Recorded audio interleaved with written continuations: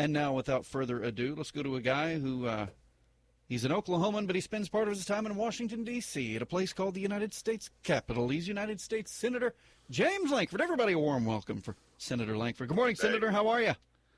I'm doing very well. Good morning to you as well. Enjoy that foggy morning. Boy, we are having one here. How's it on the East Coast?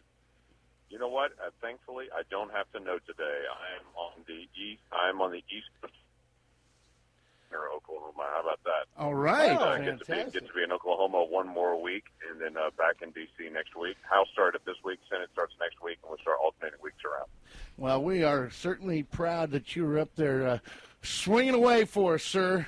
I mean, I know sometimes it feels like you just got a helicopter in the dark and hope you hit something, but it is a fight worth fighting, and we appreciate you taking on that effort on behalf of each and every one of us.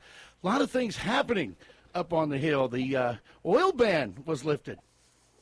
Yeah, well, we have talked about for months now. We finally got done in the end of December. It was a fight all the way to the end to try to get something as basic and common sense as allowing us to sell a commodity worldwide. And what we saw, what was interesting, is within 2 days of when we lifted the oil export ban, WTI bumped ahead of Brent and stayed that way. Now it's a little bit below Brent again right now, but we saw a bump immediately on that. And I would assume within months we'll start seeing American Light Sweet start heading offshore as well as folks start getting contracts, and hopefully that helps jobs start to pick up again as folks have one more place to be able to sell oil. A lot of geopolitical pressures being put on right now with what's going on with the Saudis and the Iranians, not to mention the Koreans and those kind of things. How does that all play into, how that affects each and every one of us? Oh, it's incredibly significant. Obviously, when you provide energy to any country, that's a major piece of your negotiating tactic because that country is very dependent day to day in life on what's happening with energy. Saudi Arabia has always been a close ally of the United States since the 1930s, actually. And while we find their human rights violations deplorable, we've been very engaged diplomatically with them for a long time. Saudis and the Iranians have been pretty intense enemies for a long time as well, both religiously and just the way their two governments operate. And that is ramping up. The Saudis and the Iranians are fighting a proxy war in Yemen right now, right on the Saudis' southern border, where Iran is supplying the folks that are competing against them, and they're coming across the border occasionally, fighting from Yemen into Saudi Arabia. Much of what's happening in Syria right now is Iran is backing the regime there in Syria, and Saudi is helping actually fight against the Syrian regime. We're watching two proxy wars, and it continues to escalate. What's interesting is you go back, let's say, 25 years ago, and when this kind of thing would happen between Saudi Arabia and Iran, the price of oil would just skyrocket. Right. And now there's so much supply worldwide, the price of oil doesn't even have a bump with this kind of kinetic activity in the Middle East. Well, I guess my question is, I understood a little more our reluctance to come down on Saudi Arabia for some of what they do because we're supplied by their oil. But now that we're a little more self-sufficient, what is our tie? I mean, what keeps us in with the Saudis? I mean, I know that there's a lot of their elite that are funneling money into terrorist organizations and those kind of things. We've kind of looked the other way. What is it now that keeps us in there? Is it the intel? Is it their position? There's just their geographic position. What is it, Senator? You know what? It's a ton of things, actually. As Saudi Arabia is very unique as a country in the Muslim world, especially because Mecca is in Saudi Arabia. So a stable Saudi Arabia helps keep peace in a lot of places. So diplomatically, we've stayed very engaged there in Saudi Arabia to help them provide more of a stable environment because that helps the whole Middle East. Their engagement with Israel has also been incredibly important to the United States, that we have a stable Saudi Arabia and their ongoing relationship with Israel. Quite frankly, as Saudi Arabia goes, so does the rest of the Middle East. It doesn't help us at all to have an ongoing fight in the Middle East. It doesn't help anyone. So it is important for us to maintain that communication dialogue, same as it is with Egypt. Egypt, as it's gone through multiple different regimes over the past 5 years, the United States has been a consistent conversation there to kind of keep that thing from exploding. So when we stay engaged, We do provide some level of stability on it. But I would tell you, there's some folks in Saudi Arabia that flat out fund terrorism, that are helping fund ISIS, that have helped fund Al-Qaeda in the past, and that is a major problem. And their human rights violations, the way they treat women, the way they treat children, the things that they do there are deplorable. And so we've got to be able to stay engaged and not just turn away from that, but to engage and say these things are important to America as well. Coming up on 12 minutes after 8 o'clock, 96.5 KECO in Elk City, 102.3 KWDQ in Woodward, and online at exploringenergy.net. It's a Big Chief Plant Services Exploring Energy Show. We're talking to United States Senator James Lankford, Republican of Oklahoma City. Let's go back a little bit to the lifting of the ban on exporting oil. It was part of a larger budget deal, a part of a larger economic package. What did you think about the overall deal? The Speaker of the House, Ryan, the new Speaker of the House, signed off on it. He helped spearhead it. Most of the Oklahoma delegation seemed to support it, although there's been a lot of criticism even from among Republicans about Republicans agreeing to this deal. What were your thoughts on the overall package? Oh, it was ugly through and through. I mean, it was classic 13 bills all slammed together. There was a lot to hate in this thing and a lot to love in this thing, and it was really frustrating, both in process and going through it. My staff and I, we had about 3 days to go through it. It's about 2,200 pages, so we broke it up into different sections and started going through it. And we met 4 different times to review what are we seeing, what are we going through on it, and there would be sections of it that I would think, oh, that's just awful. And then we get to another section and go, okay, that's terrific. We worked for that for a long time. Oil exports being one of those. We worked for years to try to get this, and we finally have this standing in front of us. So there was plenty to love and plenty to hate in it. I've had folks that I've caught or that have caught me and said, why could you vote for it? It had this piece in it. And I go, you know what? I hate that piece as much as you do, but it also has this, and almost all of them nod their head and go, yeah, well, okay, that's true. That was very helpful to us as well. That's what I had to go through at the end of it. With any bill that you go through, there's always a good reason to vote no. I can assure you. When you're dealing with 435 people on one side of the building and 100 on the other one, there's always going to be some reason to vote no on everything. But you got to look at every bill and say, okay, does this help us more than it hurts us? And does this help us move forward? And at the end of the day, it does. But there's an awful lot to unwind still from this bill. In the state of Oklahoma, it's in the Oklahoma Constitution that particular bills must deal only with one issue. They can't deal with multiple issues. Why is it? Wouldn't that be nice to have? Why is it on the federal level that is not the case? Yeah, it has never been the case, actually. It's called log rolling, and that single subject rule is one of the reasons the Oklahoma Constitution put it in, because everybody hates it so bad in D.C. But, yeah, we've never had a rule for just one thing in the bills. Now, in the House, it has to be what's called germane to the main bill. But in the Senate, it can be any topic you want to put in there. It has been the longstanding rule of any senator can put anything into any bill they want to put in. If they can win the vote and get it in, it gets in. And so it's a mess.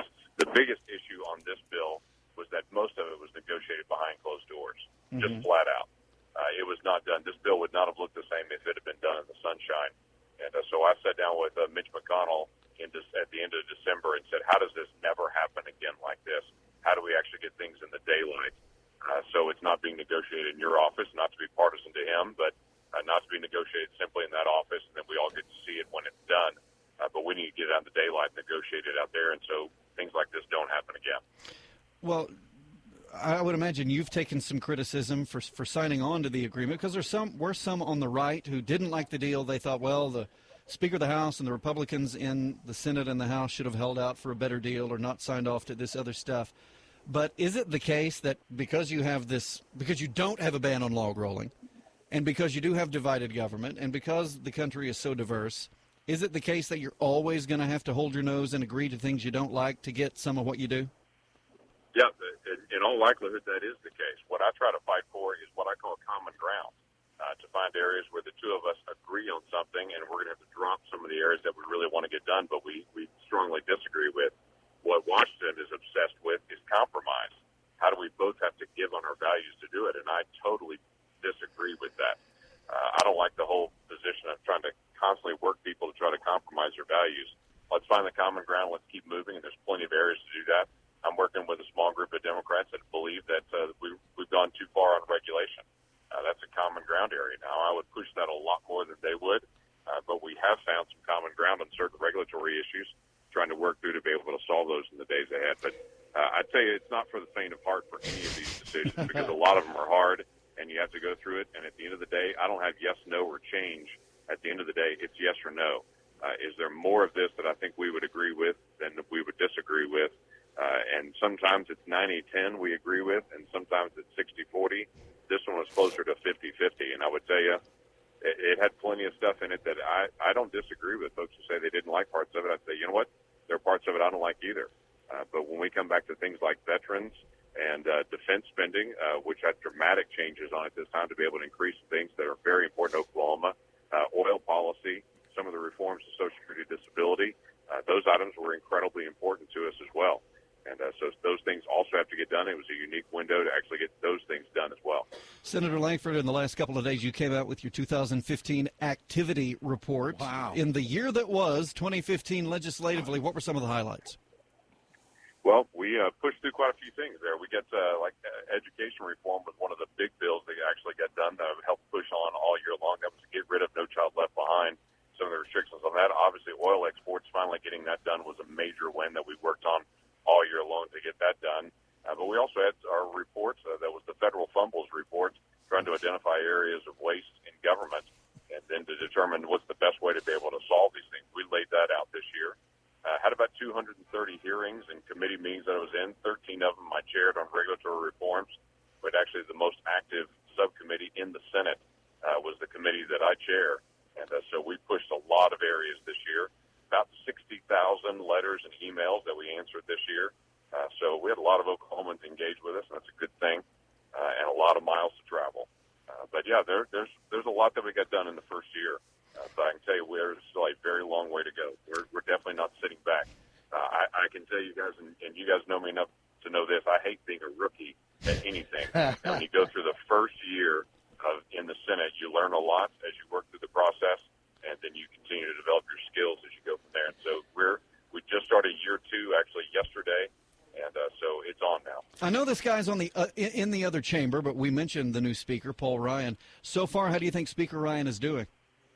I think he's doing a very good job. He's got a bad hand, and there's a lot that's going on. No one wants to be able to negotiate with this White House because just of who they are and what they believe is so contrary to what so many Americans and so many Oklahomans believe. But he's done a good job of bringing folks together.